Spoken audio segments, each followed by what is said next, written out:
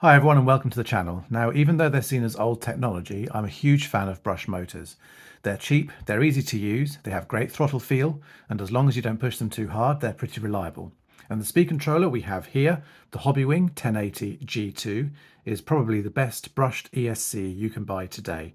Even though it's advertised for crawlers, you can set it up for racing or bashing with just a few tweaks to the programming.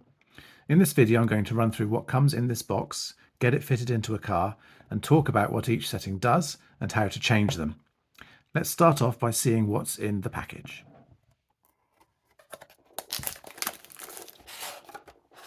Okay, so quite familiar to anyone that's had a Hobbywing speed controller previously with the plastic molded insert, which has the controller itself kind of pressed into it. Also look at the bottom of the box here, we have got a sticker. Now this will go on the LED programmer, which is available separately, unfortunately not included in the box, but that's a useful addition for anyone that already has an LED programmer.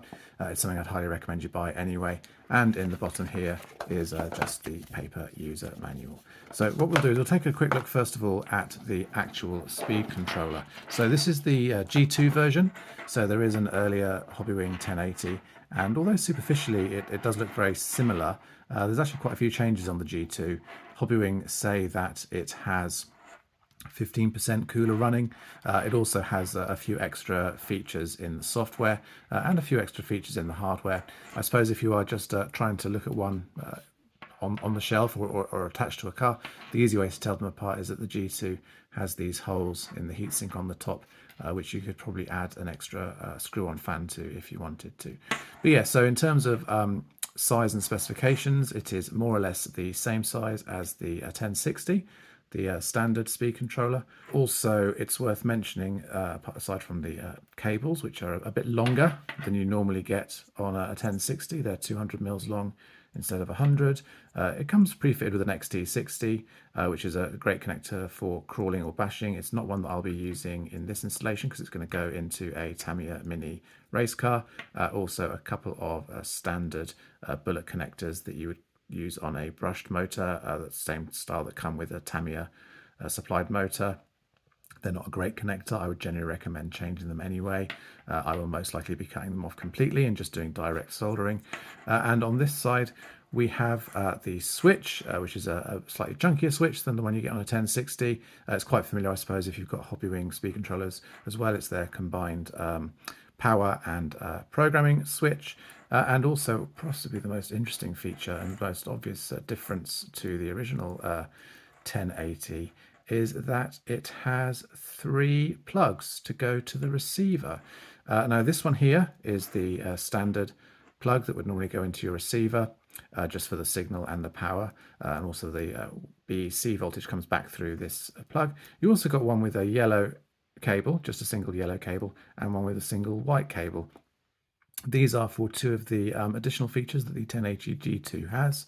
So this one here with the white cable is associated with something that Hobbywing calling the real car mode, which I have to say I think is a bit of a gimmick. But if you've been using the real car mode yourself, do drop me a comment and explain to me how you're getting along with it. I don't think it's something I'm going to be using myself, but the idea is that you set up the real car mode so that you have forward when you pull the trigger and brake when you push the trigger, like a normal forward only setting on a racing RC car.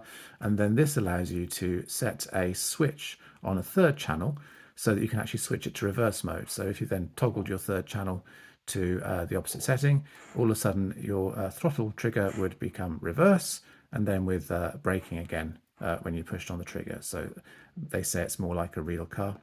And the other one that is perhaps more interesting and something that I will perhaps look into a bit more during the course of this video on this yellow cable is the drag brake setting adjustments. So what they've done is they've wired the drag brake setting into the receiver.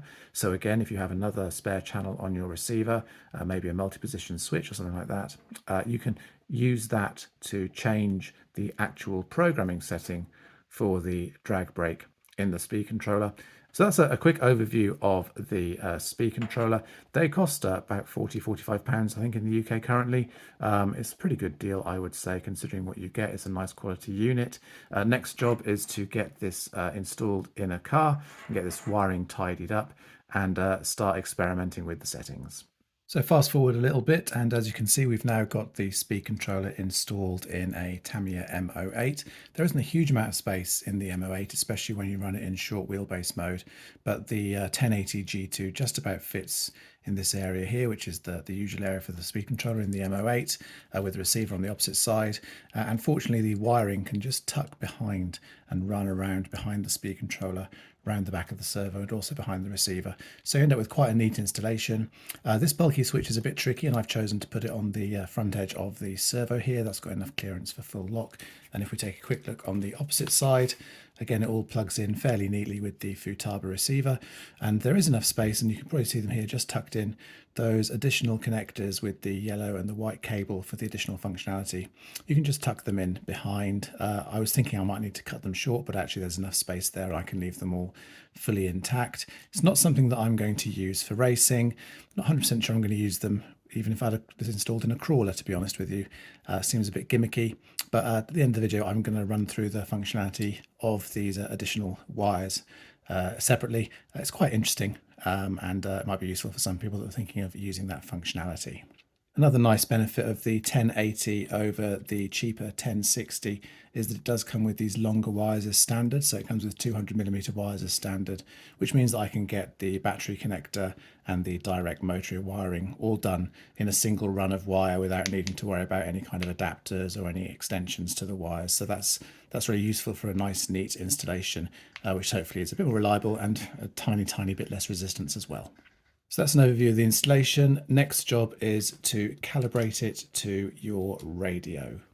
One of the main benefits of the 1080 over the cheaper 1060 is that you can do a full calibration of the throttle against your radio. The 1060 uses an automatic calibration, and that tends to mean that quite a lot of the throttle travel goes unused once you reach full throttle.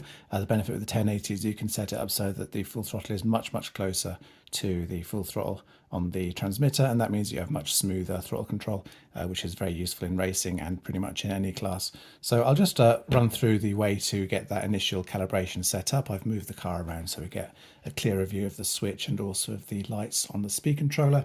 So first job, as ever, is to turn on the radio. Always radio on first and then car on second. Bear in mind, and I'll always mention this, make sure that you don't have any settings on the throttle channel of your radio. It needs to be completely as default. No changes to the endpoints, no changes to the trim, no other hidden settings, completely as it would come out of the box. If you can, start from a fresh model memory. If not, make sure you go through it properly and make sure there's nothing hidden set up on there. Once the power is on with the transmitter, we need to put one of our fingers on the small black set button on this big switch and the rest on the power, and we should hear it power up and start to beep. Okay, and that constant beeping is a sign that it is in calibration mode. And the sequence for calibration is neutral, full throttle, brake, pressing the small black button each time. So we'll start off with the neutral. That single beep says it's waiting for the full throttle instruction. So now squeeze the throttle to full throttle and press again. Okay, so now it's taken full throttle. Now to full brake and press again. 1, 2, 3, confirming it's got that. That double beep there is saying it's booted back up again for 2S LiPo battery. I'll just lift it off the ground and you can probably tell that's going forwards, and that is brakes. And you can see as well on the lights on the speed controller, the way that the 1080 runs. When you're at neutral, there's no lights. As you go through the throttle forward, it flashes, and then at full throttle, it's solid. And the same with the brakes. You can see it flashing as we're at less than 100% brakes, and at full brake it just hits the solid LED there, and it's only just done that right at the full travel of the brake. As I say, that gives you much finer control over the vehicle. Now, my preferred way of setting up the speed controller, programming it, is to use the separate LED program card. Now, unfortunately, the 1080 G2 doesn't come with one of those in the box. The previous version actually did. So you may be tempted to use the onboard programming. It's quite time consuming, but I'll just briefly show you the way that you can access the onboard programming for the radio. So again, same process with before, where we want to get the speed controller into its setup mode. This time though, we're going to hold onto the set button a little longer so that it goes beyond the neutral setup and then the calibration and goes into the actual program mode. So again, one finger on the small black button, the other on the power button, and we'll listen for a change in the tone.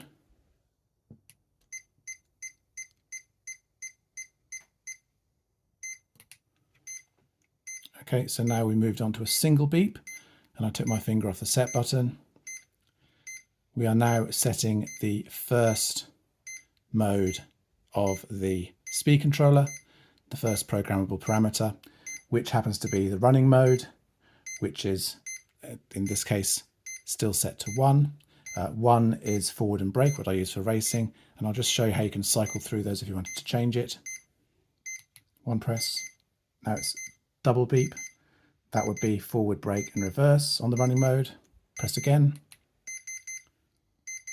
Triple beep, which is forward and reverse. Crawler mode, which is what this speed controller actually comes set to by default. Press again.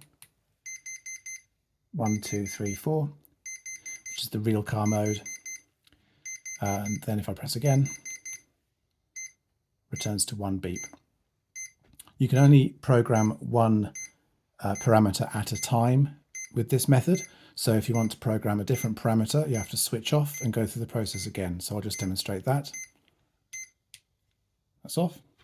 So again, and we'll go a bit further through the modes this time. I'll go up to drag brake, which is number 9. So again, holding down the black button. Sorry, you can't see that, but that's just the angle of the camera. And pushing on the power button. And I'm holding on now. Mode 1, 2, 3, 4. Long beep for 5, 7, 8. Okay, so I released in setting 9, which is parameter 9, which is drag brake. You can tell that's just 1 beep. That's because I've got this currently set to 0 drag brake because I'm using it for racing. But again, if I cycle through, parameter 2,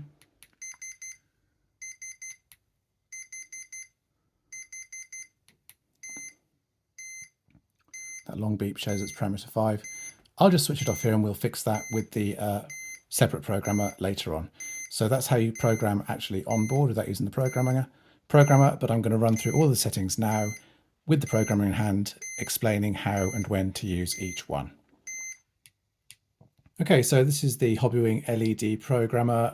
Apologies for the slightly tatty state of the top of this. This is because I left it out in the sun on one of the only sunny days we tend to have in the UK each year, and it kind of melted, but it works properly after that. Anyway, plugging the programmer in is quite straightforward. You'll use the socket on the top here that has the signal setting included. So you have the white wire from the signal, and then on the actual speed controller, there is a little rubber plug that goes over these 3 contacts, and then you just make sure you line up the plug from the programmer correctly, and you can probably see just about that the one at the bottom here is the one that's marked signal. So again, the white wire needs to be matched up to that when you put this on to the plug. That, as you can probably see, is now attached, and that's ready to program. Now, programming using the card is a lot easier. You don't need to go through the process of setting up the set button. All you need to do is to power up the speed controller, and it automatically boots up into the programming mode. So I'll just run through the different settings quite quickly. So this is item 1, which I mentioned already before, is the running mode. For racing, you'd normally use this one, which is forward and braking. There's no reverse. Value 2 is forward, reverse and braking, which is what you'd probably use if you're bashing with a fast car. That would mean that forward is obviously squeezing the throttle, and then it has like a double tap reverse. So when you push on the trigger, first of all, it activates the brake. Second push on the trigger activates the reverse, and then when you squeeze on it again, you go forwards again. Value 3 is for crawler mode, forward and reverse.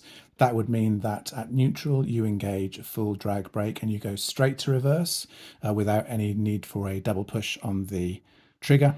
And option 4 is the real car mode, which uses the additional connector that comes with this one. And I'll describe the effect of that later on in a separate bit of the video. Next one is the second item for programming is the battery type. Number 1 is for LiPo, number 2 is for NIM, nickel metal hydride. Item 3 is the cutoff voltage. 1 is disabled, 2 is low, 3 is medium, which is default, and that's what I stick to, and 4 is high. I won't go into too much detail. I won't read out all of the settings from now on. I think that's a bit unnecessary. 4 is the initial start force. Again, I've kept this on the default of 3, which is 4%. It's something you can tune with a little bit. It means that the amount of throttle you get at your first squeeze of throttle can be set. It's not really something that I bother with, personally speaking. Certainly if you have the start force set very high, you'll notice it, but really I tend to leave it at default.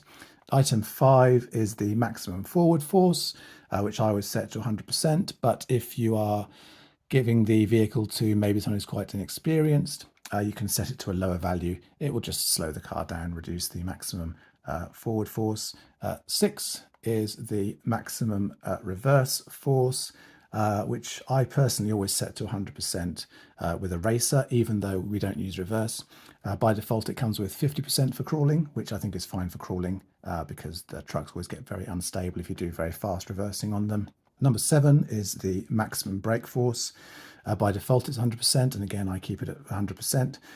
You have the option of reducing that in the speed controller as well. If, for example, you're racing on quite low grip surfaces and the wheels are always locking up.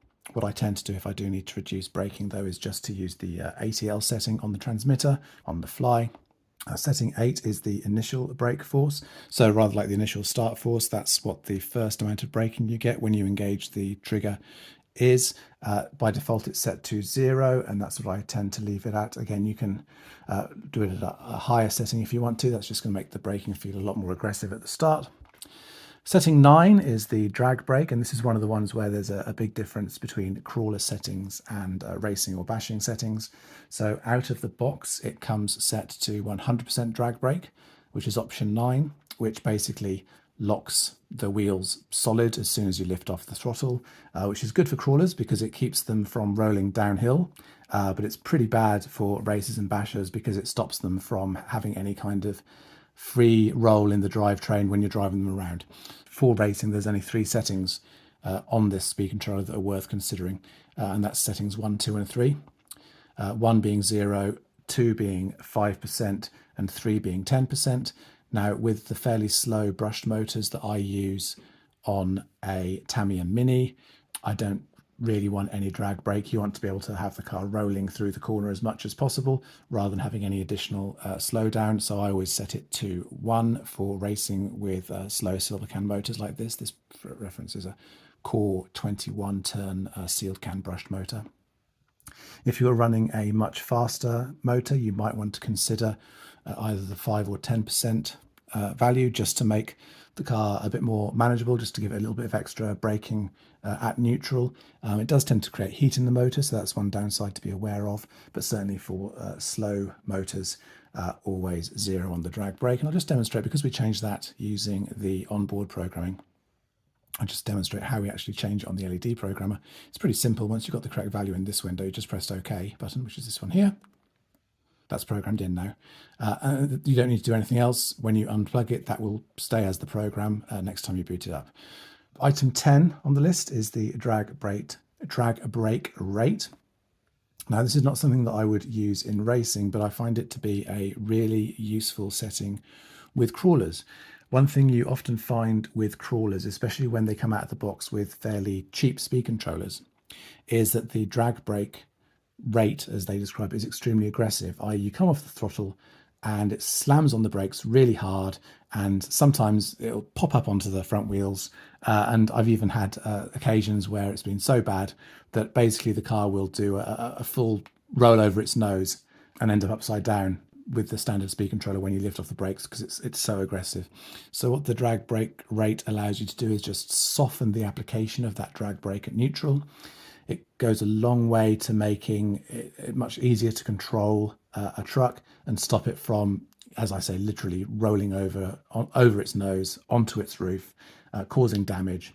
By default, it comes at 4. Again, I've not changed it because as I'm racing, I don't really need it in racing. But in my crawlers, it's one that I do tend to mess around with a little bit more. Lower numbers are softer response to the drag brake. Okay, item 11 is the neutral range. Again, this is something I just leave at the standard value. It's potential that you might find that with a lower quality radio gear, you might have some problems with it staying still at neutral. If you have a very low value, so you might want to increase that value. Personally, it's not something I've ever experienced, but that's the reason why it's there. 12 is the start mode punch control. Now, again, because I'm running a slow motor for racing, I've set this to the maximum, which is level 9. What I have found in the past with Hobbywing controllers as well is that low punch settings can be very, very soft on the throttle. And I wouldn't ever recommend over softening the throttle response. I think, same with steering, if you saw my video on setting up your steering, I think it's much better to condition your hands and your fingers and your thumbs to do things smoothly rather than to force the electronics to overcompensate and slow things down for you. So by default, it comes with level 5 on the punch control. I've pushed it up to 9 and I'm very happy with that for racing. 13 is the PWM frequency. So that is the frequency that the speed controller itself operates when it's sending signals to the motor. By default, it's set to 8,000 hertz, which is on the smoother end and probably nice for slow speed control on a crawler, and something that you would probably like to have on a modified brushed motor. However, again, because I'm using a fairly slow brushed stock motor, sealed can, I've set this down to value 1, which is 1000 hertz, which is the most aggressive frequency you can have.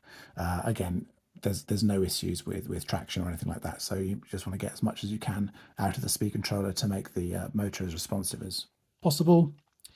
Number 14 is the BEC voltage. So the 1080 can send different voltages to your receiver. You need to make sure before you increase the voltage that you are running a servo that is compatible with that higher voltage. So in my case, you can't see the label, but this is a Futaba 9550 servo, which is a 6-volt maximum servo. So I've stuck to the default setting, which is value 1. For 6-volt BEC voltage. You have options to go to 7.4 volts or 8.4 volts if you want to. 8.4 volts can't be sustained throughout the whole of a 2S LiPo battery, because that's basically higher than the voltage that's going to be going through the speed controller most of the time. So just do that depending on what your servo is capable of. And another thing to sort of bear in mind is that you don't necessarily need all the performance that a servo is going to have at 7.4 volts. Some people will actually have a very fast servo, but they'll choose to just run it at 6 volts to the BEC anyway, because the performance is ample. Final setting on the 1080 is the freewheeling setting, which is one that sort of somewhat frustrates me with Hobbywing, because they don't do a very good job of describing what it actually does. I believe that when it's enabled, it uses braking on the throttle side to bring the motor down to the speed that you have on the throttle quicker. Their general recommendation is for it to be disabled. That's how it comes by default, and that's how I've got it set. And after that, you've just cycled all the way back round to the start, and that's a summary of all the possible settings on the program card for the Hobbywing 1080. To stop the program mode is very simple. You simply switch off the power, unplug the programmer, pop the little rubber bung back in, and voila, you are ready to drive. Now for a little bonus content on a couple of the additional features that the 1080 G2 has, and which I don't think I'm going to use. But some of you might be interested in how it works, so I'll just run through it now. The first one is the drag brake adjustment that can be done through the radio. And for that one, you use the additional plug that has the yellow cable in it, and that will go into a spare channel, in my case using channel 3, with the yellow wire on the signal side, so aligned with the white wires on the other sockets. And what that does is it overrides the drag brake setting entirely in the speed controller. And actually the drag brake is set by the setting on the channel in your radio. This needs a little bit of head scratching to make it work nicely. So what you need to do is you need to think about which of your additional buttons or dials you want to assign that drag brake setting to, because the way that it works is not entirely intuitive.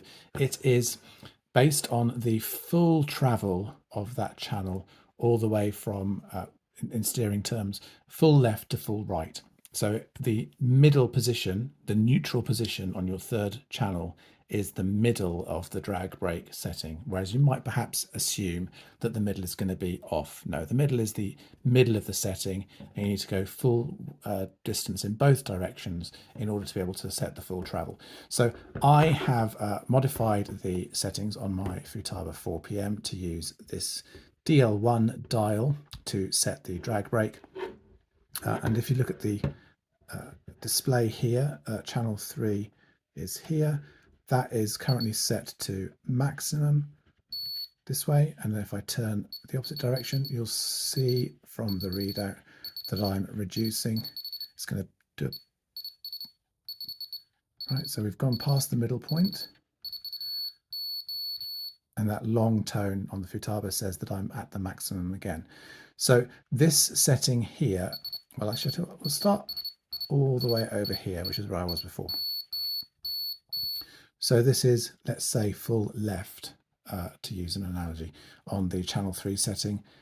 The car is plugged in and revved, and let's see what that does to the drag brake after I pulse the throttle.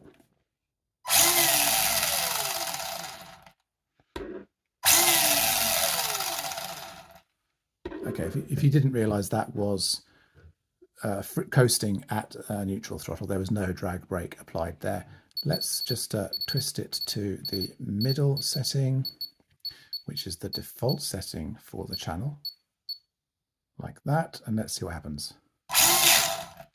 You should hear quite clearly a lot of drag brake is being applied there. So that's the 50% drag brake setting.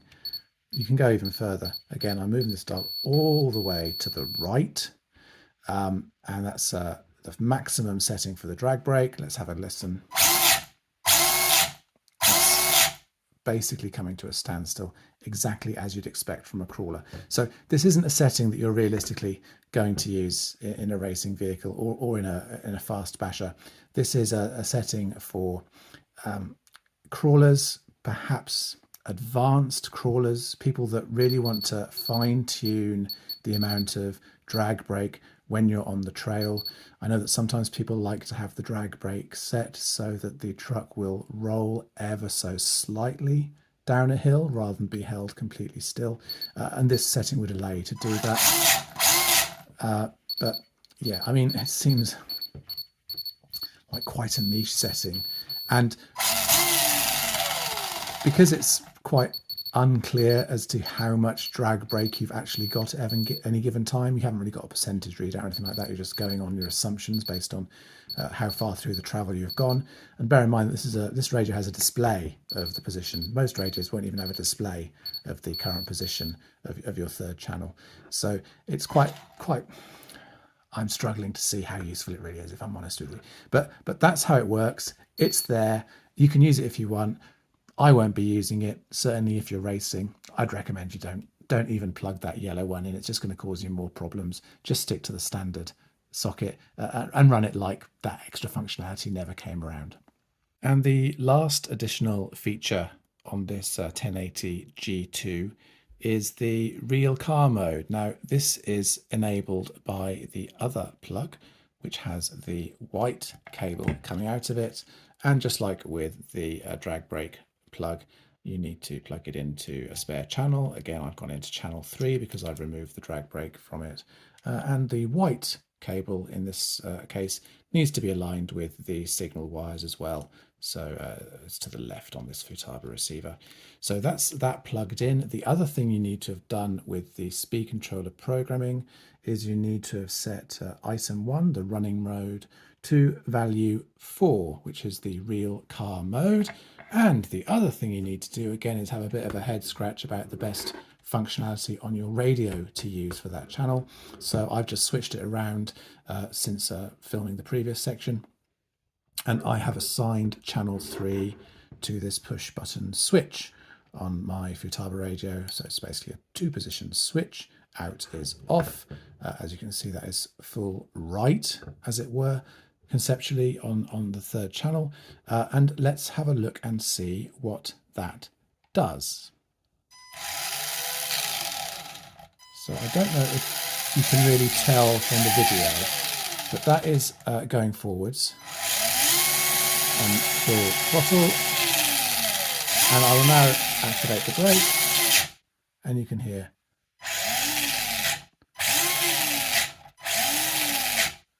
So this basically is a forward-only speed controller. But if I press my switch, and you can see that the chart there, the bar has moved right to the left on the radio, that, because I'm in real car mode, has done this.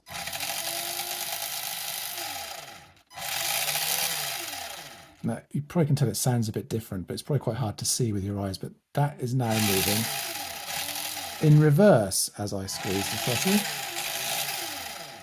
And if I do the brakes, I'm enabling the brakes. So just to prove that I'm not fooling you, this is a recipe for disaster. This is going to launch off into the distance. Let's put it to this side here. And if I just very, very gently squeeze on the throttle, ta-da! And then if I press my button to return it to normal and very gently squeeze on the throttle, ta-da! And I've got brakes in both directions. So that is Hobbywing's real car mode, basically giving you a switch to toggle between forward-only behavior and reverse-only behavior. Again, I don't really know who's going to want to use that, but it's there. That's how it works. You can use it if you like. I don't think I'll be using it. I wouldn't recommend it for racing, but you know what? Innovation sells, doesn't it? So that's what Hobbywing have done, and that's how it works. So that's the end of this video. I hope you found it a useful overview of the Hobbywing 1080 G2 brush speed controller. Perhaps the best brush speed controller you can get, suitable for crawling, bashing, and racing. If you've got any questions or comments, then please do leave them below and I will try to answer. If you've enjoyed the video, I'd really appreciate it if you clicked the like button. If you like what I'm doing on the channel, then please do subscribe. It helps me out. Otherwise, as ever, thank you very much for watching.